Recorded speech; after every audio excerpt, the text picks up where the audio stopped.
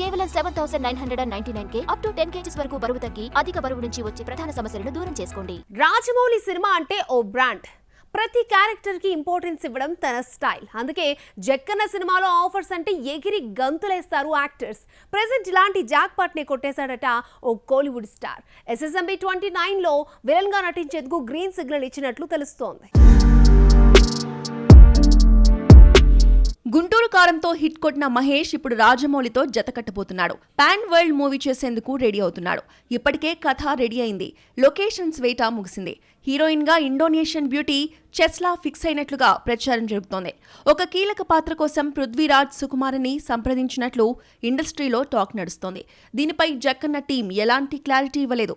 అయితే తాజాగా SSMB 29లో villain పాత్ర కోసం చియాన్ విక్రమ్ ని సంప్రదించినట్లుగా కోలీవుడ్ వర్గాల్లో చర్చ జరుగుతోంది. మహేష్ ప్రాజెక్ట్ ని పాన్ వరల్డ్ రేంజ్ లో డిజైన్ చేస్తున్నాడు రాజమౌళి.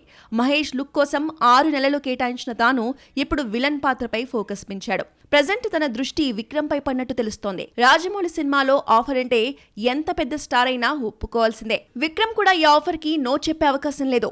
సో మహేష్ విలన్ గా విక్రమ్ దాదాపుగా సెట్ అయిపోయినట్టే. ఏడాది చివర్లో ఈ సినిమా పట్టాలెక్క